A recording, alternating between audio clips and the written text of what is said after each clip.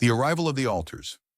The world changed instantly when a massive boom split the sky and mysterious altars rained down, bathing the globe in a strange purple light. For the protagonist, a young man from Dragon Nation, this apocalyptic event arrived at his lowest point. He was a corporate slave who had just been financially drained, used, and coldly dumped by his materialistic ex-girlfriend, Vivian, for a wealthy man in a Maybach. As the altars descended, an agonizing pain stabbed through the protagonist's eyes, awakening a unique great ability, the Eye of Truth. While the rest of humanity was left to blindly guess what to sacrifice, he could see the hidden data of the universe. Gazing at any altar revealed its coordinate, the cosmic entity connected to it, and the precise offering it desired. Furthermore, looking at any rewarded item revealed its exact name, grade, and effects. He watched a crowd gather around altar 666, which was connected to a colossal beast in the endless abyss, craving an ultimate taste shock. A chubby man offered a basic loaf of bread, receiving a white light enhancement fruit that instantly transformed him into a chiseled hunk. The crazed crowd began throwing gold and diamonds onto the altars. The protagonist, however, remembered a bag of intensely hot, overseas Reaper, spicy strips in his drawer. Realizing this was the ultimate taste shock, he raced home to retrieve it. Unlocking Tears of Power safe in his apartment, he researched the global chaos. A tycoon had sacrificed a truckload of gold for a blue light reward that granted plant manipulation. Conversely, a master in Sakura Nation offered an ancestral sword to an unmatched altar, failing miserably in summoning a catastrophic, flesh-eating demon. An official government alert soon confirmed the rules. A person could only offer to the same altar once, with a maximum of 3 offerings per day. Crucially, the altar's descent had permanently fried every surveillance device on Earth. Taking advantage of the total blackout, the protagonist returned to the plaza at 10 p.m. and placed the spicy strips on altar 666. The altar erupted in a massive blood-red beam of light, granting him a jet-black Abyssal Dragon Egg, Mythic-grade, a companion capable of rivaling gods. The massive red light prompted the government's Anomaly Affairs Bureau to designate the area as an S-level observation zone, but the protagonist had already vanished. With midnight approaching, he headed to an abandoned industrial district to use his remaining 2 offerings, ignoring a call from Vivian, whom he blocked and deleted. He located altar 444, connected to the Theater of Sorrows, where a tragic heroine craved an item born of true betrayal and burning resentment. The protagonist slashed and burned a photo of Vivian, channeling his raw bitterness, and placed it on the altar.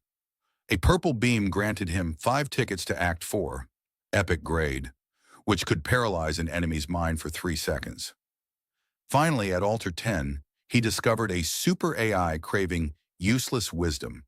He offered a philosophy book, Being and Nothingness. The altar burst into a golden pillar of light, rewarding him with a dimensional vault, legendary grade, a 1,000 cubic meter personal storage space. The dark forest law, suddenly a hidden predator, attracted by the golden light, lunged at him with a blade. On instinct, the protagonist used a ticket to Act 4, freezing the attacker in his worst memories before striking him down with a fruit knife. Above the corpse, 2 white orbs hovered, light step leggings and a crude stamina charm. A brutal rule of the New World surfaced: kill and claim. Defeating someone allowed you to steal their earned items.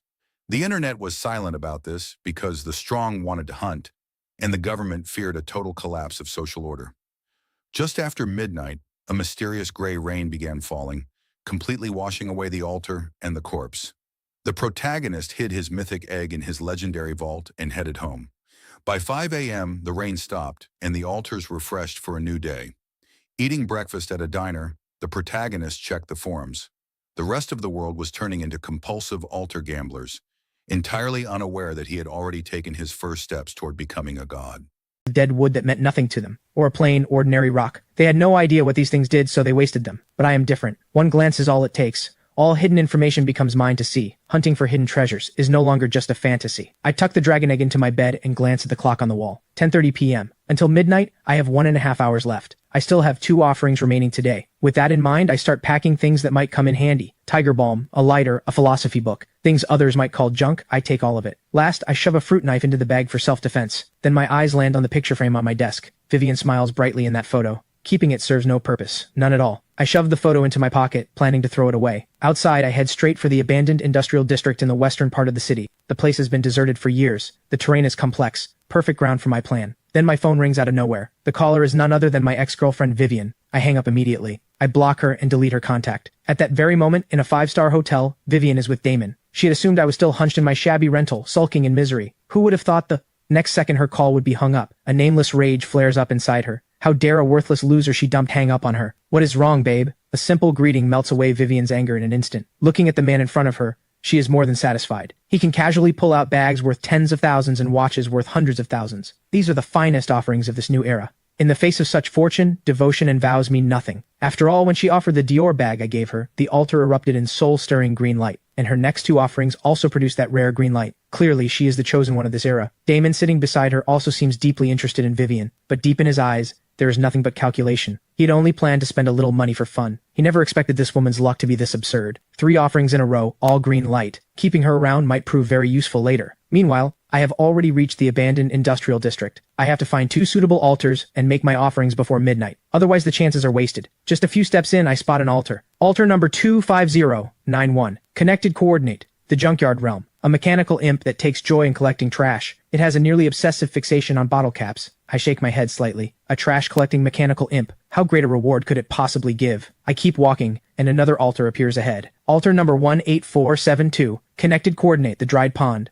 A carp spirit on the verge of dying of thirst only wishes for one more sip of sweet fresh water. Not satisfied with this one either. I keep moving until I reach a small alley filled with trash. After making sure no one is around, I lock my eyes onto another altar. Altar number 4444. Connected coordinate. The Theater of Sorrows. A tragic heroine doomed to repeat her role on stage forever has grown deeply weary of her predetermined script. She now craves an item born from real betrayal, soaked in pure hatred and burning resentment. My breath catches. The altar number is 4 4s, and the demand is impossibly specific. But wait, I just got dumped. I pull out the photo of Vivian. I drag the fruit knife across her face. Afraid I cannot channel enough hatred and resentment, I close my eyes and start remembering. You came down with a fever? I already promised my best friend we would go shopping. Just drink more water yourself. Where is my gaming account? I sold it. Men who play games are wasting their lives. I am keeping that few thousand to buy us nice food. You should grow up. I am not going to suffer alongside you. We were never meant to live in the same world. Please stop bothering me. Remembering all this, I suddenly smile. I pull the lighter from my pocket and flick it on. After scorching part of the photo, I place the offering onto the altar. A purple beam shoots up. The reaction is less explosive than the red light, but the news has not mentioned this color before. I feel a quiet thrill. 5 tattered ticket stubs appear. I grab them in my fist. The Eye of Truth activates. Text appears. Set item, ticket to Act 4. Grade, epic. One-time use. When used, it forces the target to relive their deepest fears or most painful memories. Their mind collapses for 3 seconds, leaving them unable to act. Epic grade. Not as powerful as the Dragon Egg, but a 3-second hard control item is enough to decide life and death in a fight, and this seems to be part of a set. What happens if I collect all the earlier acts? No time to think about it. Only 30 minutes left until midnight. I search through the entire industrial district. I find another altar. Altar number 7591. Connected coordinate. The Lost Crossroads. A lost explorer longs for the right direction. I shake my head, turn, and walk away. There is no advice I can offer for that demand. After walking a bit further, another altar catches my eye. Altar number 1988. Connected coordinate. The Silent Library. An elderly head librarian longs to hear one heartfelt word of praise from another. I almost choose this one. But then I remember the bitter days I have lived through. I have to maximize my gain. After wandering around in a wide circle, I finally discover a massive factory workshop. Inside is an altar. Altar number 101010. At first, the number does not impress me. Then I realize something. This number is binary code. A line of text appears. Connected coordinate. The Logic Singularity. A super AI on the verge of awakening self-awareness. It has mastered every form of complex reasoning, but still cannot understand one paradox. Why do intelligent beings ponder questions that hold no meaning for survival? It craves a sample of such useless wisdom. I decide instantly. This is the one. I pull a book out of my backpack. A philosophy book called Being and Nothingness. The match is absolutely perfect. I place the book on the altar. A piercing screech tears at my eardrums. The air fills with the burnt smell of fried electronics. I panic for a second. Did I just fry the AI's processor? Then suddenly, a pillar of golden light bursts toward the sky. The entire workshop is bathed in light. My heart pounds wildly. In just a few hours, I have collected red, purple, and gold lights.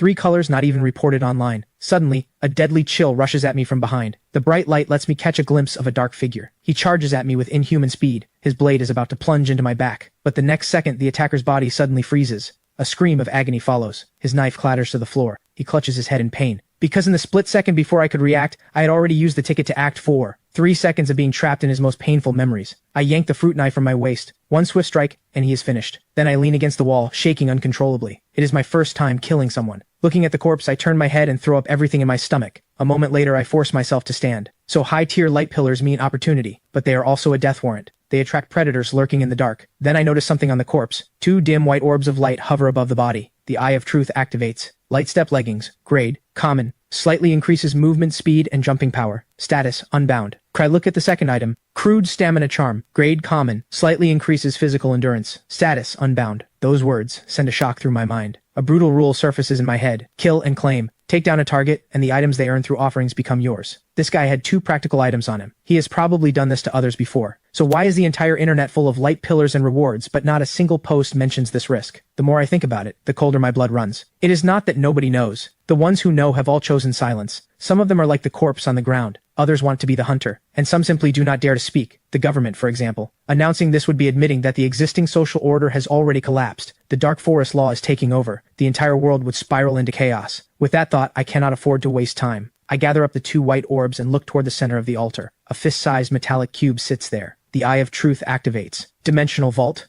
Grade. Legendary. Once bound, the user gains a dimensional space with an initial volume of 1,000 cubic meters. Altar-related items can be stored or retrieved at will through thought. Legendary grade. And a logistics-type item. I immediately think of the dragon egg back at home. Storing it in this space is the safest option. The instant my finger touches the cube, a vast space opens up inside my consciousness. With a single thought, I drop the tickets to Act 4 inside as well. Once it is done, I check my phone. Just past midnight. I sheathe the blood-stained fruit knife and prepare to leave the place. But just 2 steps out, a massive bolt of lightning rips across the sky. Huge raindrops crash down. A moment ago the sky was clear with bright moonlight. How is it suddenly pouring? This rain is wrong. I freeze in place, not daring to make a move. I have an umbrella in my bag, but I have no idea if this rain is dangerous. After all, if altars can fall from the sky, rain that mutates people is not out of the question. I pull out my phone to check. Sure enough, the forums are flooded with posts about the rain. The hot topic minutes ago was offerings. Now it is all people asking, is it raining and thundering on your end too? Guys, this rain is definitely off. Do not let it touch you. Watch out for mutations.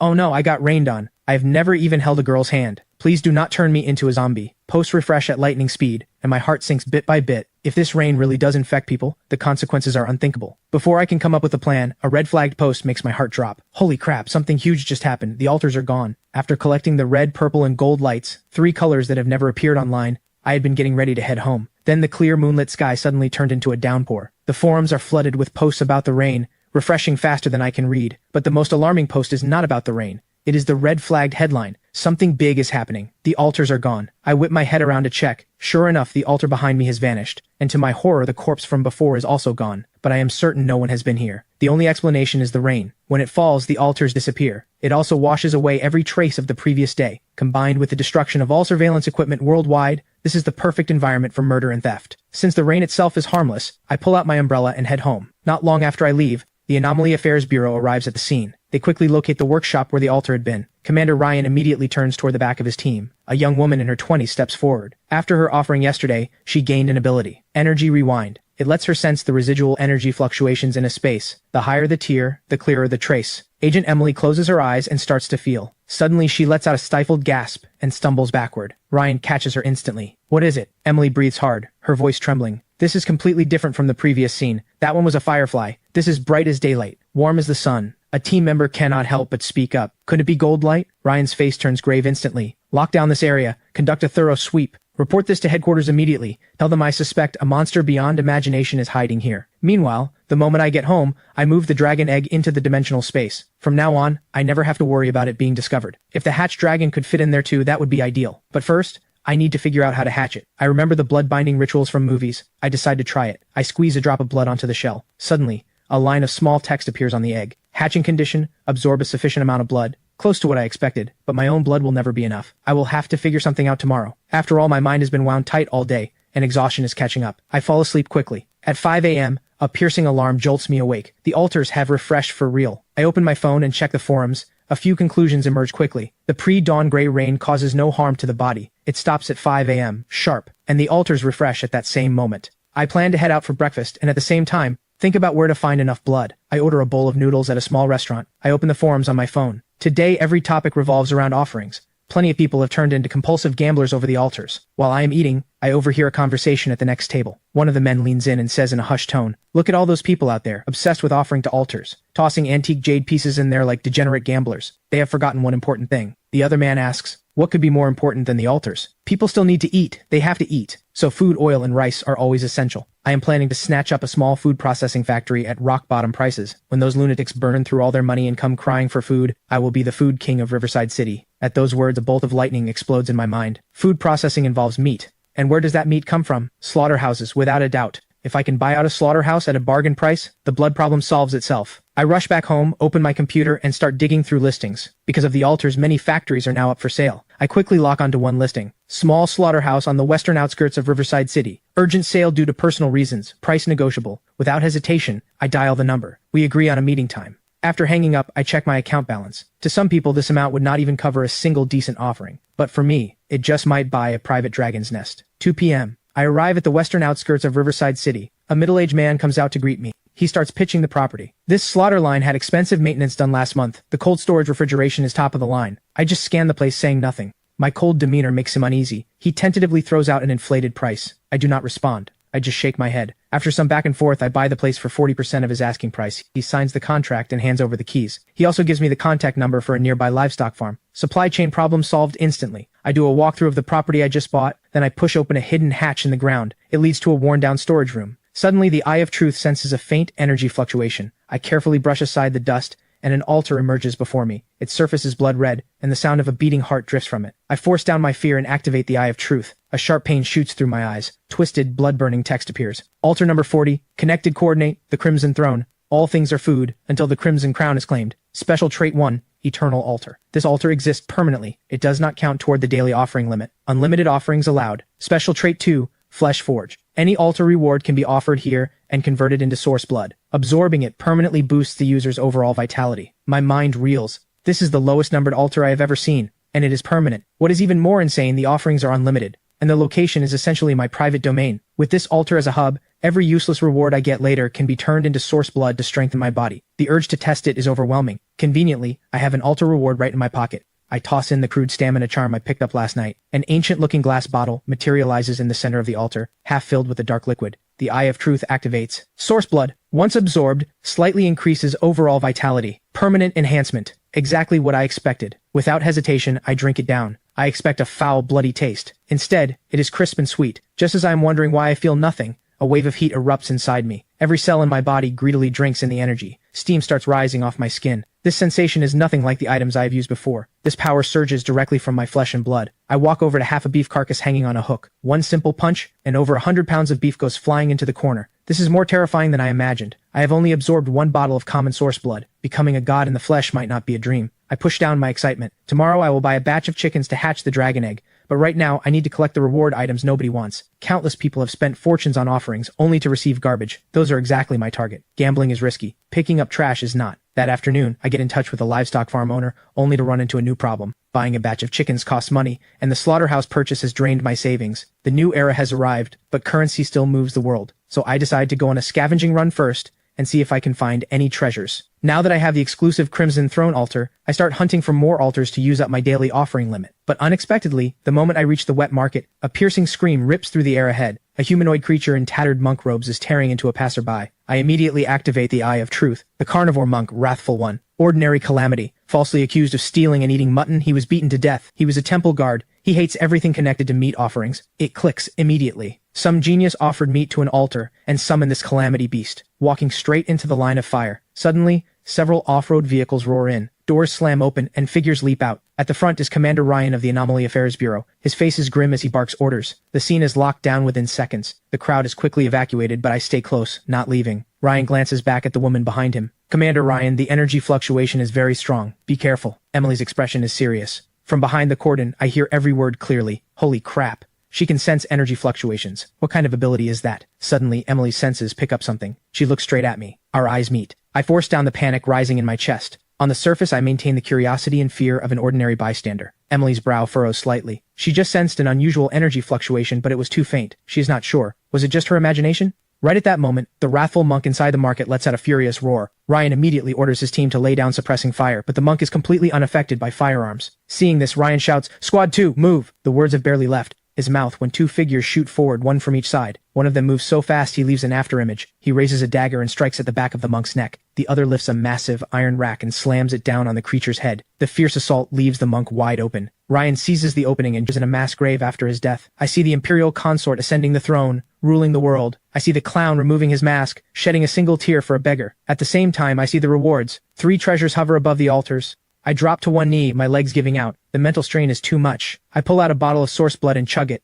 Massive life force flooding through my limbs, healing my wounds at an incredible pace. I slowly rise and walk to the White Tiger Hall altar. The Eye of Truth activates. Tyrant's Helm, Male Roll Series, Legendary. Function 1, Tyrant's Authority. The stronger your vitality, the heavier your aura. Increases physical damage reduction and damage proportionally. Function 2, Last Stand. When surrounded by 3 or more enemies of equal or higher tier, Tyrant's Authority's effect scales with their numbers. My eyes blaze. This passive is made for me. I move to the Changmen Palace altar. A jade pendant glows with shifting colors above it. Beauty's Pendant, Female Roll Series, Legendary. Function, Diversion of Disaster. All single target attacks aimed at you have a chance to be redirected, striking a random unit beside you instead. My face goes weird. This thing is creepy. Every assassin's worst nightmare. Finally, I turn to the Hall of Faces altar on the right. If the clown had not pushed me to the edge in those final moments, I would never have painted my face in blood. I am the opera itself. In a sense, this clown made me. I walk to the altar and gently take a dark red tooth in my hand. Reverse Tongue, Clown Series, Legendary. Function 1, Eye for an Eye. When affected by a negative status, has a chance to trigger a counterattack, reflecting the weakened effect back to the source. Function 2, a chance to reflect any negative status. My breath catches. In this superhuman era, curses and poisons come from every direction. If I can stack this chance high enough, I am untouchable. 3 legendary grade series items in one go. Pure profit. Finally, I look up, eyes locked on the center of the stage, exactly where the blood-red light from the heavens struck. The true grand prize. My heart pounds wildly. 3 legendary grade pieces are already absurd wealth, but that blood-red pillar from the heavens, descending from beyond the sky, was overwhelming, piercing through all 3 streams of golden light. Mythic grade for sure, but descending from the heavens like that, I have never seen anything like it. I carefully approach the faint glow. It is a sheet of painted skin as thin as cicada wings. The Eye of Truth activates. Performer's Visage. Painted Face Series. Mythic. Function. Visage of Awe. Once worn, any who meet the wearer's gaze feel fear and lose their will to fight. I burst out laughing. This Visage of Awe is strong, in the literal sense of the word. Even more terrifying, the Painted Face series has a full 7 pieces. If the entire set is mythic grade, what would the world look like once it is complete? The moon tonight is so beautifully round. My mood lifts considerably. After this battle, I think back to the other lines from the letter. Those artists are growing impatient. They are doing their final rehearsal. Especially him. He very much wants to meet you. After tonight's performance, the fog finally clears. Are those 3 from the Heavenly Opera House not the purest artists? Following this logic, before encountering the Heavenly Opera House, I did meet one before. With a flick of thought, a singed edged ticket to Act 4 appears in my hand. 4444,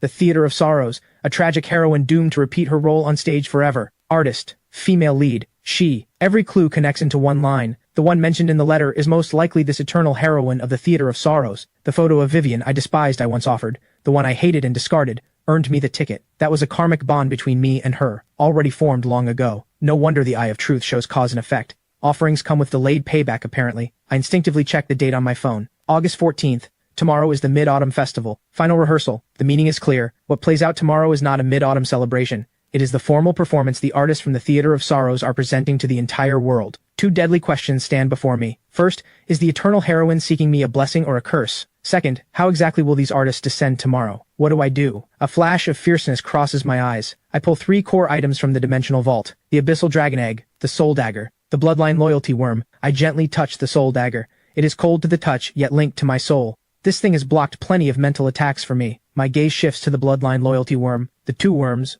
one large and one small, crawl obediently onto my fingertip. From now on, you bear the name Soul too. I will call you Soul Worm. Finally, I look at the Abyssal Dragon Egg nuzzling against my arm. Calling you Little Black sounds bad. Soul Dagger, Soul Worm, Soul Egg, the Soul Name team is officially formed today. My phone buzzes. David is calling. Mr. Ethan, Stella's test results are all in. Every reading is normal. Good. Happy mid-autumn. Also, I made contact with the Black Shadow. They let me in straight away as an Outer Core member. Outer Core. I pause. Same level as Vivian. Still second rate. But the Black Shadow's hierarchy seems to be incredibly strict. Besides Mr. Ethan, I have been assigned to a large logistics warehouse in the East District. East District. My eyes flicker with understanding. So it really is not that hawk guy's chemical plant. Remember, watch and listen. Stay safe. After hanging up, I sit under the eaves, drinking and eating mooncake. A bitter smile tugs at my lips. Dad, you better watch closely. The bright moon in the sky is swallowed by dark clouds. The world goes dim in an instant. Drip, drip, rain drops from the pitch-black sky. I check my phone. Midnight, August 15th on the lunar calendar. The Mid-Autumn Festival. Mid-Autumn peace and joy. May we all reunite. A few blessings, spending the last bit of warmth I have left. Killing intent rises instantly. It is time for me to take the stage. I pick up the large black umbrella leaning by the door. Whoosh! The black umbrella opens, shielding me from the gray rain that can wipe out any superhuman power. I do not look back. I step into the endless curtain of rain. Whatever unknown dangers are coming, I am going to take down a Black Shadow stronghold first. Black Shadow, here I come.